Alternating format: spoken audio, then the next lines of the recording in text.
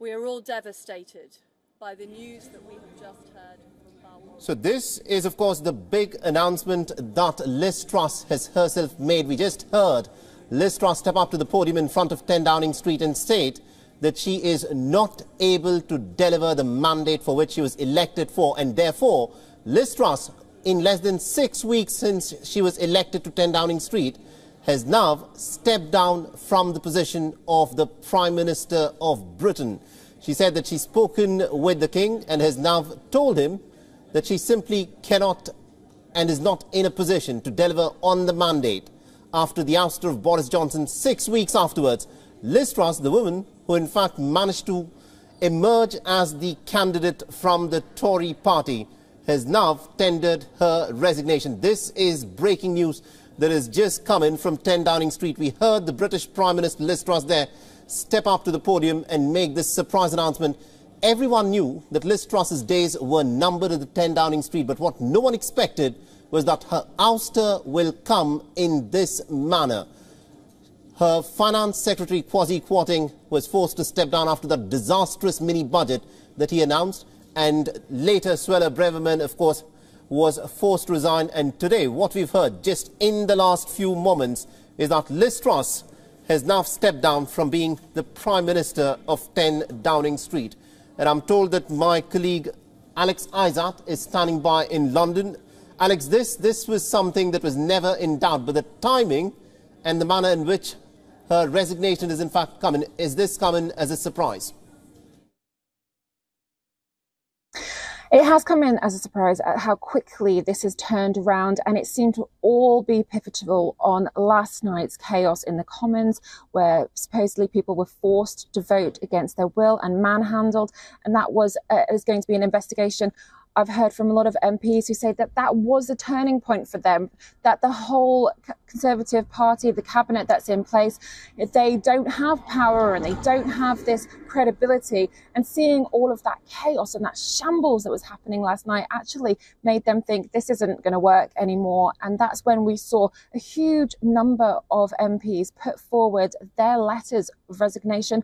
It went from 5 members yesterday saying out loud that they wanted Liz Truss gone to 16 members today, and then it was going up and up. And obviously when Liz Truss called Sir Graham Brady, the head of the 1922 committee, it's his job to allow her to go sooner than would be usually allowed, which is usually a year.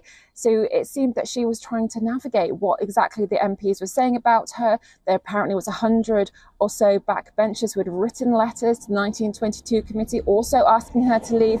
Theresa Coffey then also went and spoke with both Graham Brady and Liz Truss. We saw them go into Downing Street.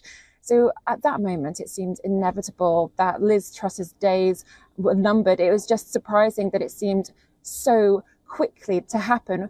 She just seemed to be a fighter. She said just yesterday in Commons that she was a fighter and that she was going to stick through. But it looks like her fighting days have been over, because ultimately she can't fight anymore.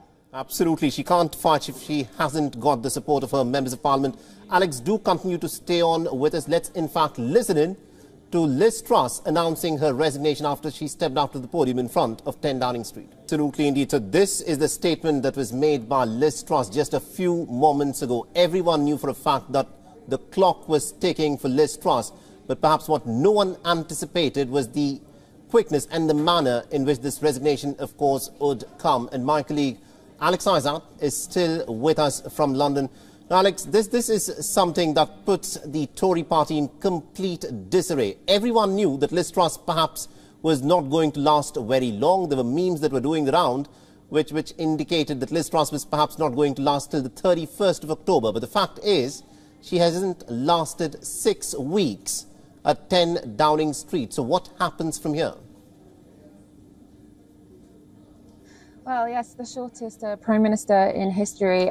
She was making all those changes that she suggested, that she wanted to keep pushing. Even in that resignation speech there, we just heard that she was still defiant, that she was wanting to push all of the economic growth policies that she had put into place, but she couldn't. And that's why she has left. The thing that we've obviously learnt today as well is there's going to be another election. Now, the hustings went on for so long. The fact that we were not getting to the heart of the cost of living crisis quickly, and people are still concerned about that. And with inflation going sky high, we're not sure what will happen to the pound now that we've heard this news of resignation. Do we really need this to go on even longer? Hopeful that it won't take as long, but at the moment, the Conservative Party themselves admit that there's no unity candidate that they want to put forward. There are many people talking about potentially Rishi Sunak, but then there's a whole host of others that don't want Rishi Sunak in because they blame him for ousting Boris Johnson in the first place, which actually led to all of this turmoil that we're seeing now. We're going to be finding out, hopefully, exactly when we're going to see this internal election and who is going to be put forward. Could it be still the same people that went forward last time? Will it be between Rishi Sunak, Ben Wallace and Penny Mordaunt? That's all going to be decided. But ultimately, it seems like the general public just wants some answers about what's going to happen for them as we head into winter. It's quite bleak with the cost of living, with food prices, with bills going up, up and up. We really don't need this right now to cause another scene, to have this civil war within the Conservative Party. People that I've spoken to are really fed up of hearing about the same things over and over. And then the tit from tat we get from Labour as well. It's likely that this may shock a general election sooner than the 2 years that is promised. But at the moment, we just need those details. How long is this leadership contest going to take and who's going to be in there? And those are the questions that we need answering before we head into that bleak winter. Absolutely indeed. So as Britain heads into a pretty bleak winter, there is complete political turmoil. Liz Truss, the woman who was elected as the Prime Minister of Britain within 6 weeks, she's now tendered her resignation, stating that she is simply not able to deliver on the mandate for which she had been elected as the Prime Minister.